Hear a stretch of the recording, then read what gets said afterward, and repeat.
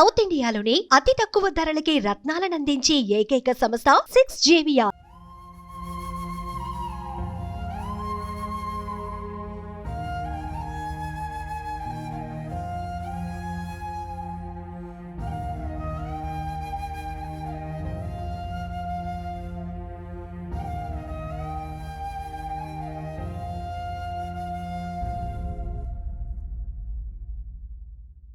All eyes on Assam. ఇప్పుడు దేశం మొత్తం అస్సాం వైపు చూస్తోంది.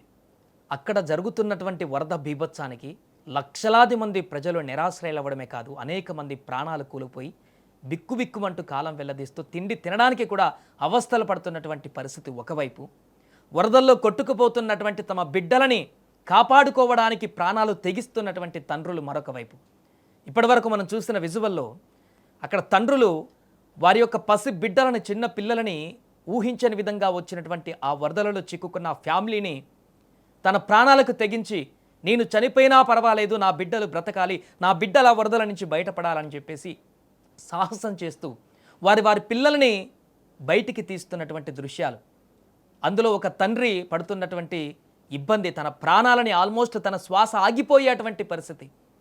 ఆ వరదలో గంటల తరబడి అలాగే శ్వాస తీసుకుంటూ తెప్పల ద్వారా ఒక తెప్పలో పిల్లలను పెట్టి వారిని సేఫ్గా ఆ తెప్పలో పెట్టి ఎవరైనా అక్కడి నుంచి ఆ పిల్లల్ని తీసుకుంటారని చెప్పేసి తను మాత్రము ఆ శ్వాస ఇబ్బందికరమైనటువంటి శ్వాస తీసుకుంటూ అదే నీళ్ళల్లో ప్రాణం పోయినా పర్వాలేదు, నా బిడ్డలు బ్రతకాలంటూ కూడా అతను చేసినటువంటి పోరాటము, దానికి సంబంధించిన ఆ తాలూకు దృశ్యాలు ఇప్పుడు ప్రతి ఒక్కరిని కన్నీటు పెట్టిస్తున్నాయి.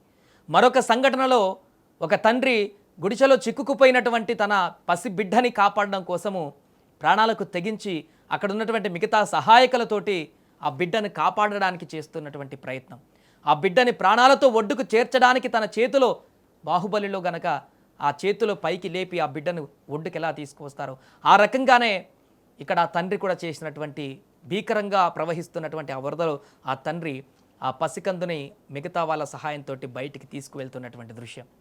ఇలా ఎక్కడ చూసినా, ఎక్కడ ఏ గ్రామంలో వెతికినా భయంకరమైనటువంటి దృశ్యాలు, కన్నీరు తెప్పిస్తున్నటువంటి దృశ్యాలు, ఆవేదన కలగజేస్తున్నటువంటి పరిస్థితులు అస్సాంలో కనిపిస్తున్నాయి. 8 జిల్లాలలో అత్యంత భయంకరమైనటువంటి వరదల ప్రభావంతో 600కు పైగా గ్రామాలలో ప్రజలు పూర్తిగా ఇప్పుడు నిరాశ్రయులుగా మారారు. 600కు పైగా గ్రామాలు పూర్తిగా నీటిమట్టంగా మారిపోయాయి. ఎక్కడ కూడా అక్కడ గ్రామాల ఆనవాళ్ళు లేకుండా కనిపించకుండా పోయాయి. ఎక్కడ చూసినా కూడా నీరే కనిపిస్తుంది. ఆ నీళ్ళల్లో కనిపిస్తున్న గుడిసెల పైకప్పులు మాత్రమే కనిపిస్తున్నాయి. ఆ స్థాయిలో ఆ వరదల్లో అస్సాం చిక్కుకుపోయినటువంటి దృశ్యాలు ఇప్పుడు కలవర పెడుతున్నాయి.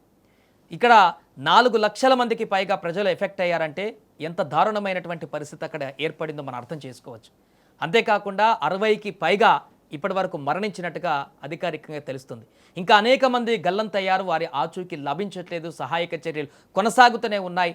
ఇంకా అక్కడ వరదలు మాత్రం తగ్గడం లేదు. మరొక పక్క హెలికాప్టర్లలో ఫుడ్ని సప్లై చేస్తున్నారు. నిరాశ్రయులైనటువంటి వారిని పునరావాస కేంద్రాలకి తరలించినటువంటి వారికి ఫుడ్ని సప్లై చేస్తున్నారు. వారికి అన్ని రకాల ఫెసిలిటీని ఏర్పాటు చేసే ప్రయత్నాలు అక్కడ ప్రభుత్వం కొనసాగిస్తూనే ఉంది. కానీ అయినా కూడా అక్కడ ఇంకా ఇబ్బందులు, విపరీతమైనటువంటి ఇబ్బందులు ఎదుర్కొంటున్నారు అక్కడ ఉన్నటువంటి నిరాశ్రయులు.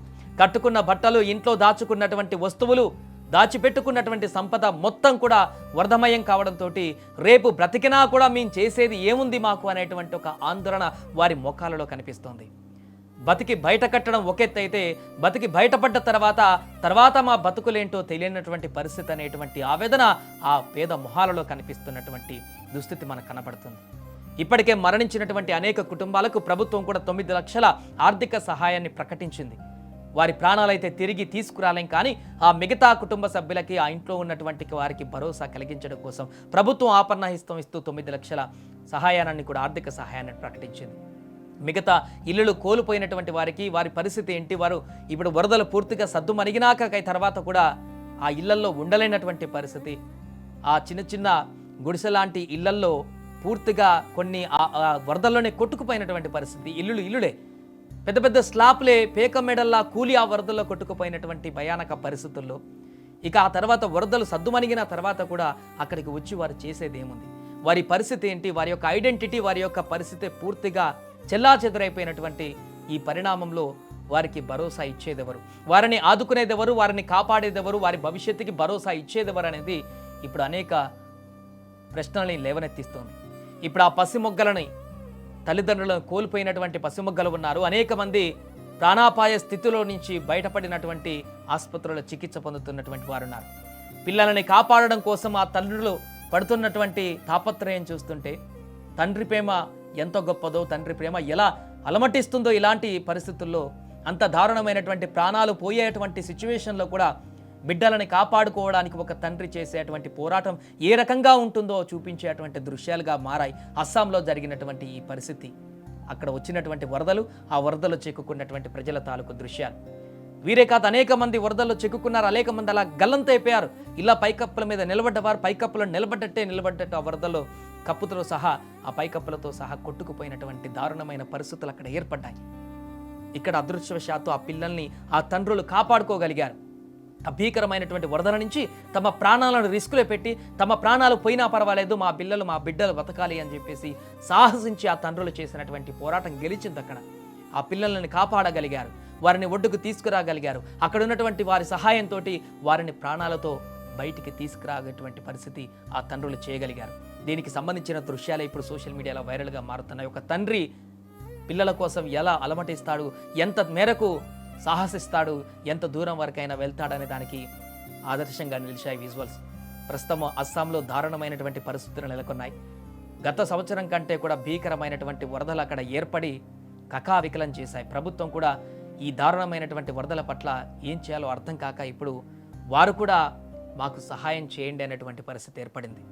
అస్సాం ప్రభుత్వం కూడా ఇప్పటికే అలర్ట్ అయి అన్ని రకాల సహాయక చర్యలు తీసుకోవడానికి కేంద్రంతో కూడా మంత్రాలు జరుపుతూ అస్సాంలో జరిగినటువంటి భీకరమైనటువంటి ప్రళయాన్ని చూపిస్తూ ఇప్పుడు కేంద్రం కూడా రెస్పాండ్ అయ్యేటువంటి పరిస్థితి ఏర్పడింది.